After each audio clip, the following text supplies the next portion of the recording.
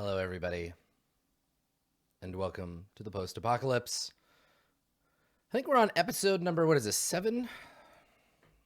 Yeah. So I'm a little punch drunk today. I've been not feeling super well of late, and it's resulted in my brain being a little bit scrambled. So if I'm a little slower than usual, I apologize. I've also just come out of an episode of Adventures League that was like really like RP focused, so my head's a little scattered, but we'll get it together for the post-apocalypse because God knows we've got prep to do. Jesus, that last episode. I feel like we're at the point now where I'm gonna need to like go back and start putting like content warnings on some of this stuff because it's getting a little intense, and you know, I'm thankful for that. Really, like it's easy to go safe, especially when you're like broadcasting a game for an audience, and it's part of kind of showing off. Like Roll20 is a tool set, but like people play games differently, and some people play games in a kind of intense way, and that happens to be the way that we're playing this game of Apocalypse World. It's a really great contrast between this and the D&D game that we're playing, because the D&D game is quite quite silly and not very like deeply immersed, whereas Apocalypse World, I feel like on the knife's edge the whole session. So it's cool for me to have both of those as options. I think if you're gonna play a lot of role-playing games, here's a tip. Here's a tip from your old pal GM Adam. If you're gonna play a lot of role-playing games, try to play role-playing games that are different from one another. Now, I know it's tempting to play like 6 games of Blades in the Dark every week, but that's okay. Try to narrow it down a little. Try to play one Blades in the Dark game, and one D&D game, and one Apocalypse World game, and one Burning Wheel game. Give yourself some breadth of experience, and it'll help you stave off burnout.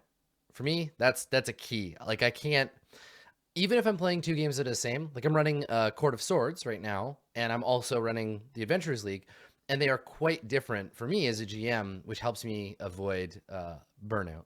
So, speaking of the knife's edge, yeah, gosh, okay, well let me look at my notes here. I think I just stopped taking notes out of like, I want to say terror, but creepiness. So yeah, I think the most important thing is that like the town is falling apart and that there's a mutation happening. And I made some notes as we played about this. And I think the best way, rather than looking at my notes and going through these in order, I think the best thing for us to do is to go through the threats and update them. So let's do that, because I think we've got some interesting changes that have been made here. So Tynant's gang, there's this thing happening where Tynant's gang and the Cult of Ghosts are like kind of merging, and I think it's in a bit of a holding pattern right now, in that the players are gonna have to make some choices.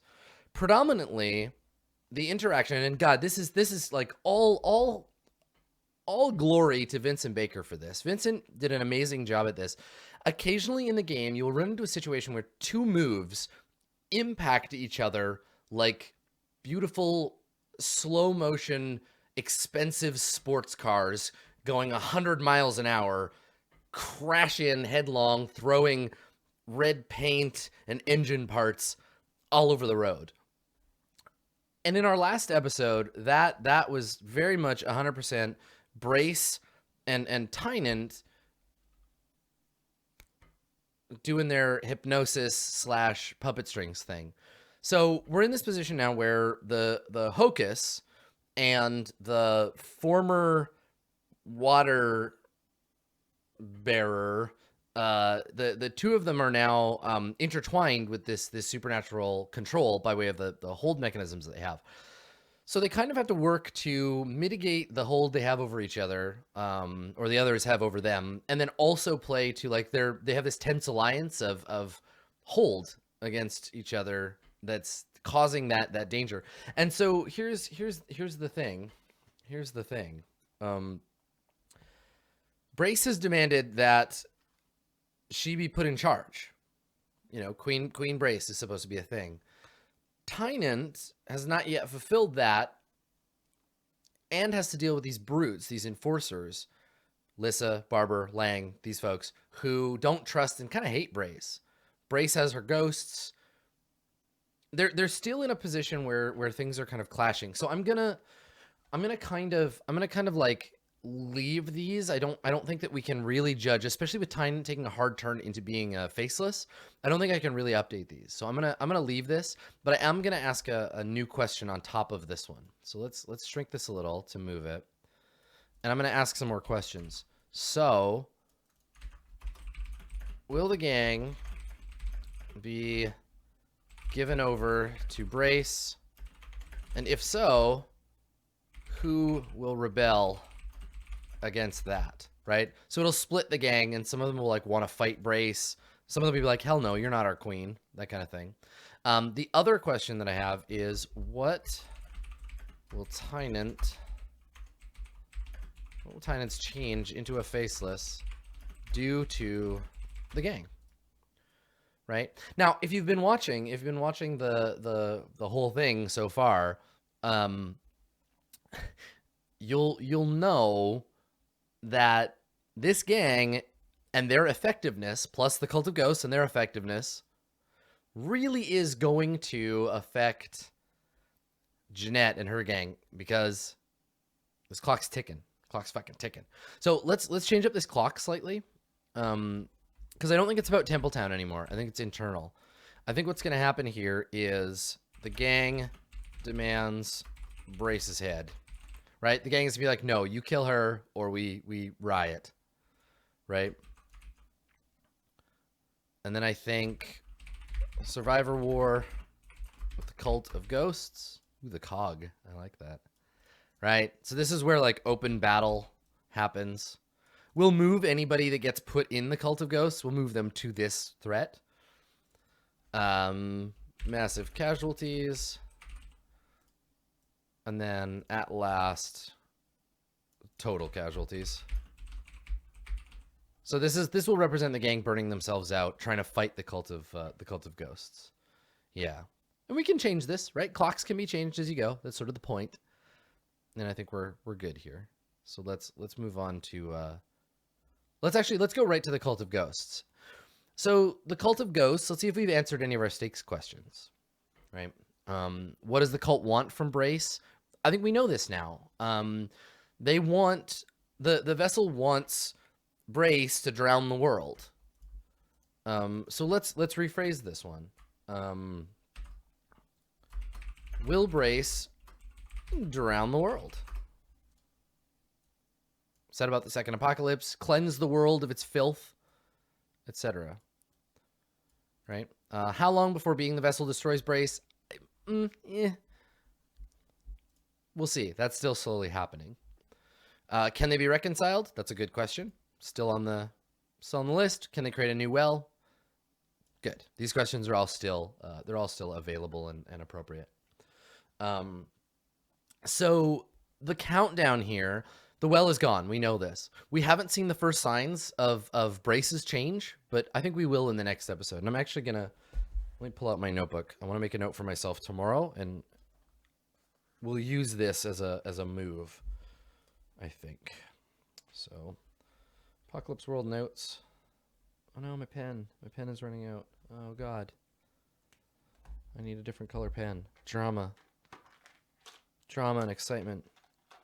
Oh, thank God I have another pen. Thanks for sticking that out with me, everybody. We did it. All right, Apocalypse World notes. Show Brace changing. All right. Drama and excitement. Drama and excitement here in Apocalypse World. Okay, so I made a note for myself for tomorrow to do that. So this will start to click, right? And remember, this ties in to both the Dampocalypse of Series 1, potentially, if we go that direction. We're at a hinge point in history here.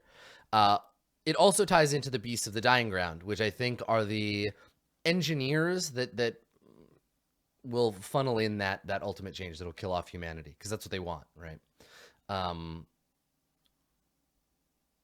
The thing about this front is it's a game ender. So this is kind of a big deal. So we're going to keep an eye on this one. We're going to let it tick slowly because I don't want to force the end of the game real quick yet. The Dying Grounds. I mean, this one, again, we talked about last prep session, is slow. This is a slow one. The Maelstrom has chosen their prophet. It's our buddy Nipperkin here, Prophet of Beasts. The prophet has not yet undergone cybergenesis. I think that full cybergenesis will occur, but I think we can answer this question now. What side will Ferris fall on? Ferris is going to poison everybody. Ferris has made Scab a part of this. So let's move Scab over. Scab, you're part of the Dying Grounds threat now. Scab, the Reborn. Because Scab is being mutilated into some kind of machine entity by way of the Skinner and Ferris. Ferris has corrupted the Skinner's art. So I think next stage here will be Scab the Reborn and Nipperkin, Prophet of Beasts, will undergo the cybergenetic process, and then what's left is for Brace to awaken the beasts, to begin the age of machines, to cybergenesis people, and all human life is extinguished. Thumbs up. I think the thing here is that the Dying Grounds awaken to the power of the well, not directly. It's not like the well wants to awaken the beasts. I think the beasts awaken as a sign from the cult, like the cult of ghosts is powering up. And there's two alternate futures that I see before me. On the one hand, the world is drowned and the beasts lie dormant under the water. You know, maybe some of them escape to the Maelstrom or whatever. And then on the other hand, cybergenesis awakens the beasts and they till the earth and kill all mankind, right?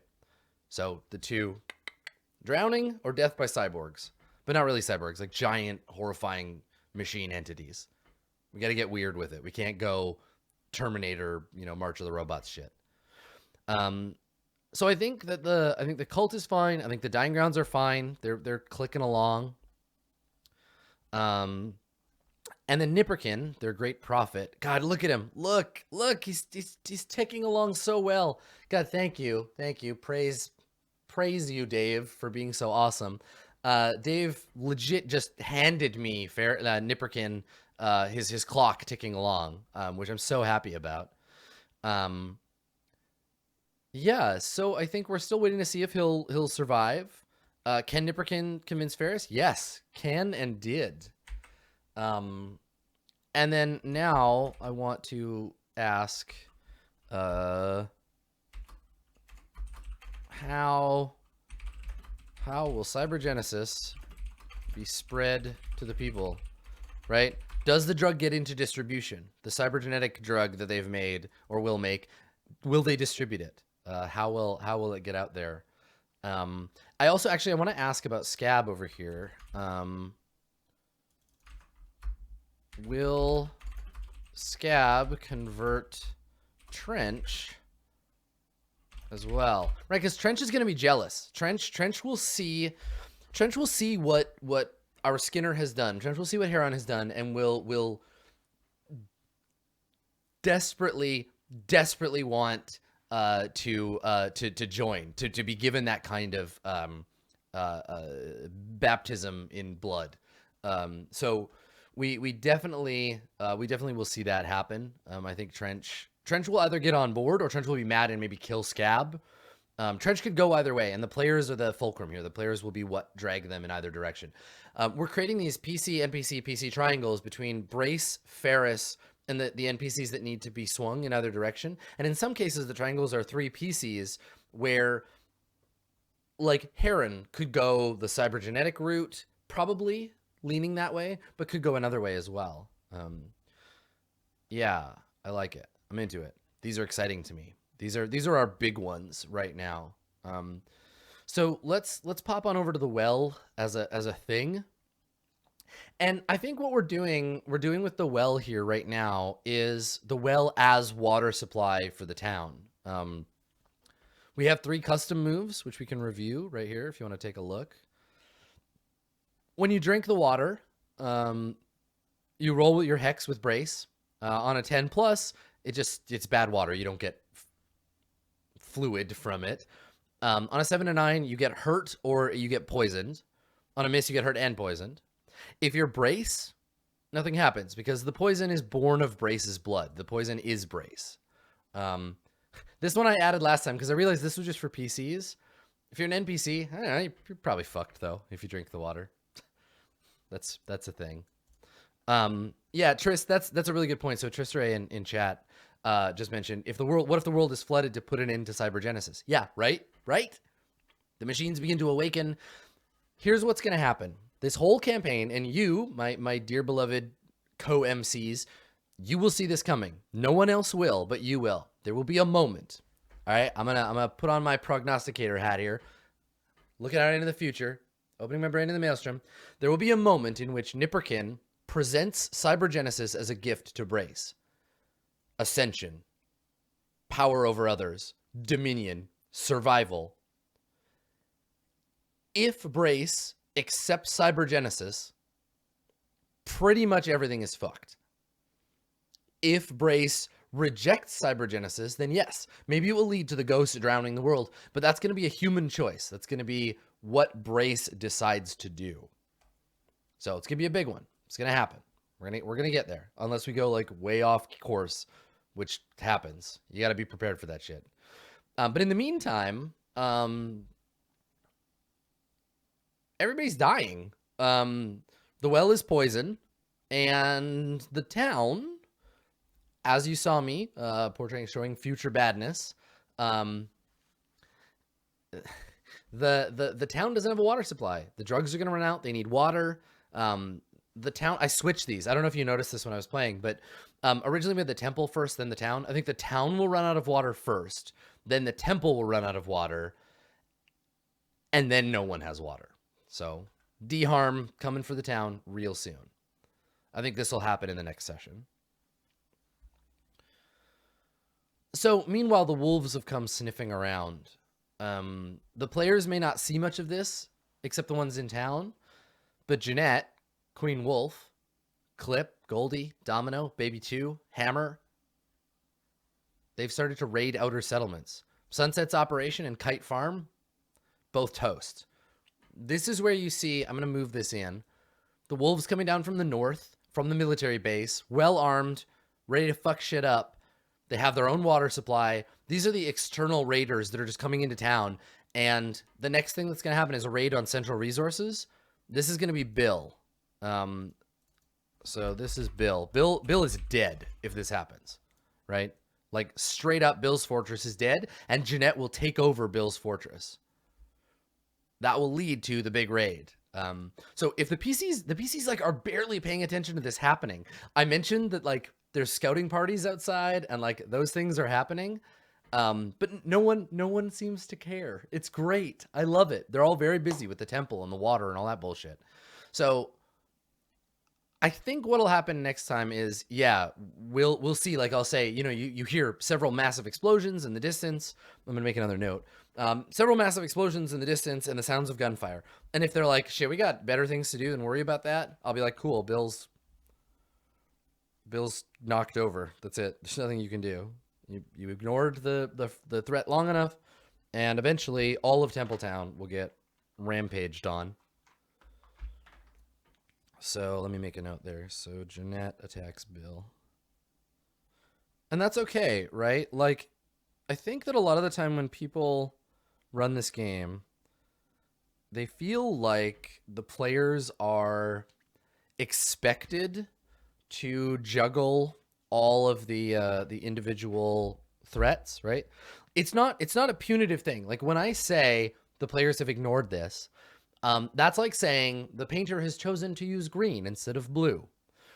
It's not a criticism, it's an observation, because had they focused on Jeanette and the gang, something else would have taken precedent. We're really just looking at the space that the players are giving to the threats to grow. This can be a conscious or unconscious choice, right? Like if you, as a player of Apocalypse World, if you see a threat growing, but you're interested in seeing it play out, even if it means complicated shit for your character, you can just ignore it on purpose. You can say, that's okay.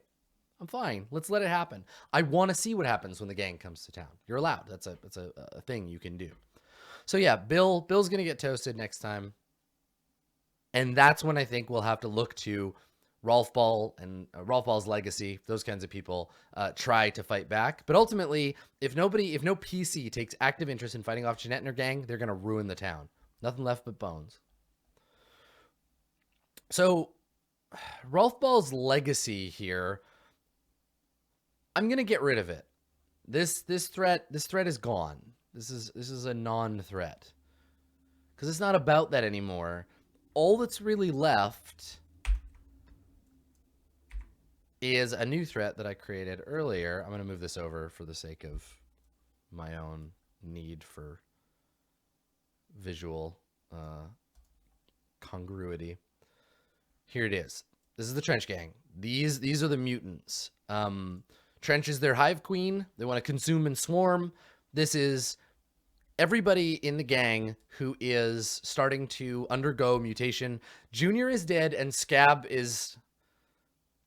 That scene at the end of the last episode might be one of the most disturbing things I've ever seen in a role-playing game. It was beautiful and horrifying. Mutilating an NPC like that against their will. So gross. Awesome, but disgusting. So this is a new mutilated mutant gang led by Trench. They've got access to the drugs. We'll see. We got to ask some stakes questions about them. So you'll notice I intentionally didn't put Scab in the gang. Scab is technically, for me, part of the Dying Grounds threat. She belongs to Nipperkin and the Dying Grounds. Trench may eventually too, but right now, the Trench Gang, I think these guys could become the like first humans to undergo cybergenesis. Like I think they could be the ones that like give up their human form and like take the drug and then deliver the sanctity of the drug to the rest of the surviving humans.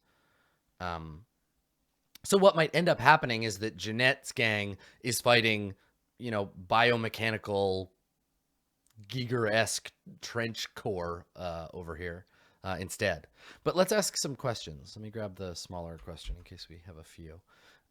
So what do we want to know about the Trench Gang here? Will the gang succeed in absorbing the rest of town? Right? Like, will everyone eventually just be in the gang?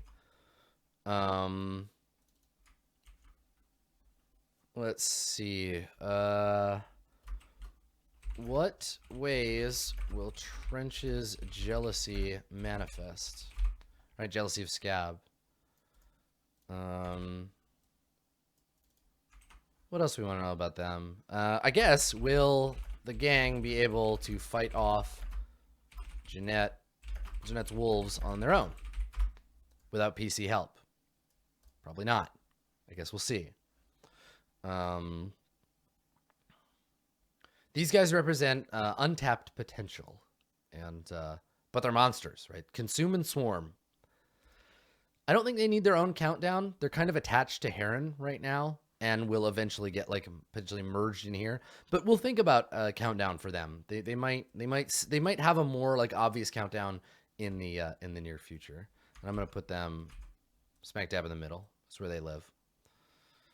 Okay, and here's the new shit, and this is perfect. We're gonna tick off both the supply running out. Let me zoom in a little on my clock. We're gonna tick off both the supply running out and the water running out next session. So when the water runs out, so too does the supply of the new shit, creating an entire populace, and this is such a fucking mess, an entire populace of people who are now devoid of both clean drinking water and the drug they're addicted to. Good stuff. So water, drugs, all run out. Also, the only other source of alcohol in town got blown up. So scarcity abounds. And I think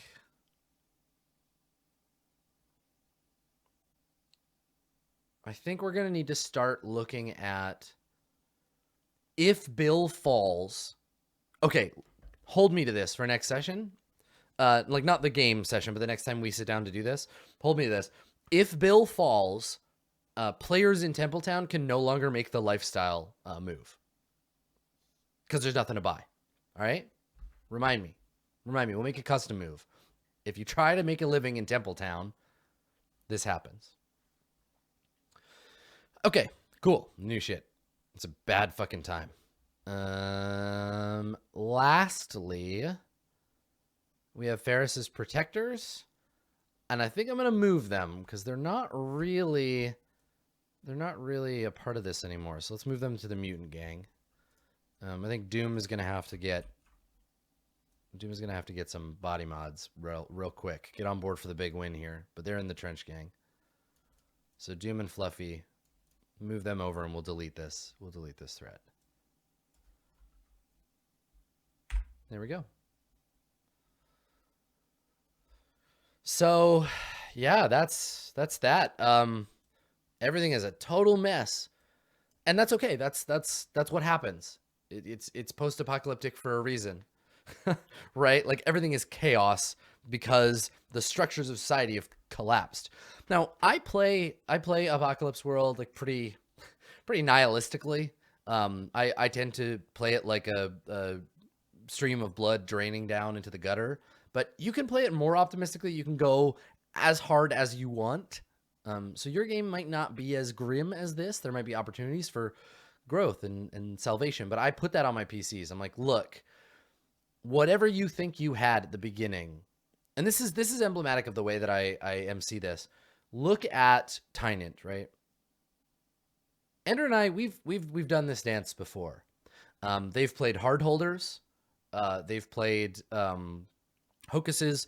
And if you tell me at the beginning, this is the thing I have, this is the goodness in the world that I have created, while you're saying that, I'm pouring kerosene on the things you love and taking out a match and saying, right, well, you better stop me from dropping this. Right? I'm here to destroy. Because countdown clocks and threats, they don't count down to goodness. They count down to destruction. They count down to darkness. The world. I'm here to keep track of entropy, because against that struggle, we see the PCs doing amazing things. The only problem is that everyone in this game, and no, it's not a problem. It's not a problem. We have no Smith July. We have no beauty in the world. Our Skinner represents true and beautiful things in the world, and she wants to cut your skin off, right? Like, the players have made these choices. They've made this bed of skin and bones and flesh, and now must they live in them. This is the thing. This is how the game goes, and we're all working together on that thing. So, Apocalypse World. This is why I like it, because it lets us do that. It lets us walk that dark road together. So yeah, I'm ready. I hope you're ready. Next session is going to be real good, I think. It's all downhill from here. So I hope you'll tune in tomorrow at 11 o'clock Pacific, as always, for another session of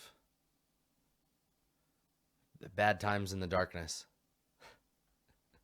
Thanks for coming, everybody. We'll